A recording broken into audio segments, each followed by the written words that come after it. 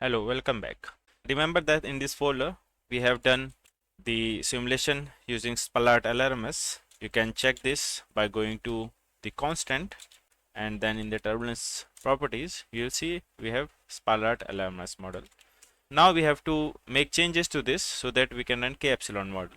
First let's make a directory with the name SA and move everything here. Let me just do it manually. I have moved everything to Spalart-Allamaras and I'll copy this particular folder and name it as k-epsilon. We have two folders here now. Let me show you here. We have k-epsilon and Spalart-Allamaras. We'll edit this one. So first we'll go inside k-epsilon and we can remove these files by just running this foam list times. So if we just do this, it will list all the time folders, and if we remove this, then it will be removed. Everything is removed now. In the k epsilon we added two new variables, k and epsilon. New tilde is not required anymore, so we'll remove this and then add two variables, k and epsilon. So for both of these we'll just copy here. This one is epsilon, the dimension of this. You can find the dimension by using the relation for the turbulent viscosity, and there we need the dimension for k. For the dimension of k, you know the relation, the modified pressure is equal to the average pressure plus 2/3 times rho times k. So rho times k should have a dimension equal to the dimension of pressure. So if you calculate the dimension from that, you will find that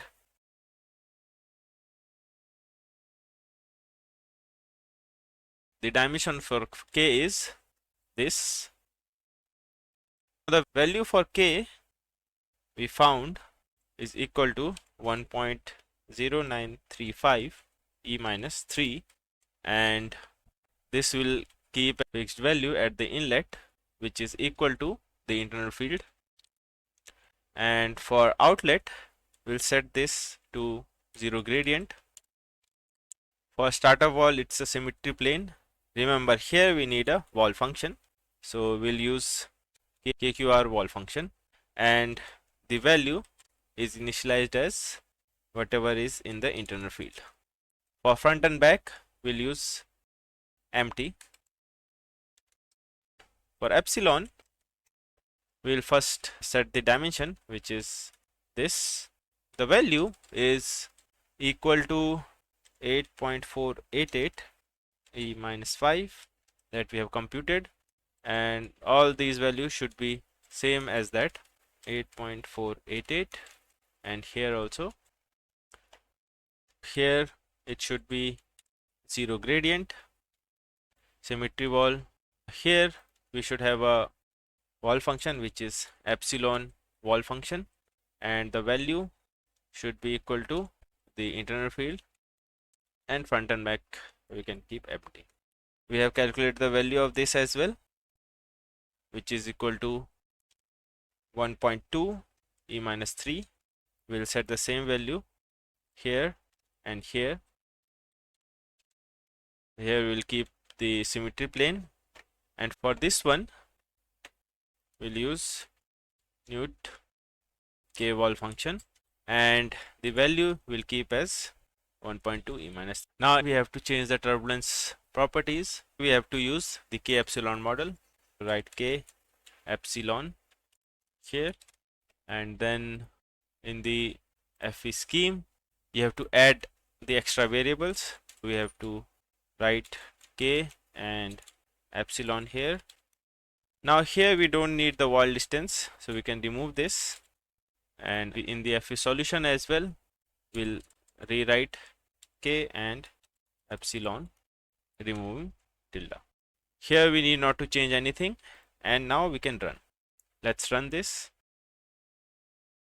So simple foam. So let's see the problem. In the epsilon inlet patch we have some problem. Let's see. Here we cannot have a calculated one. We should have a fixed value for epsilon as well as for k, right? So once that is fixed, you can again run and see it is running fine now.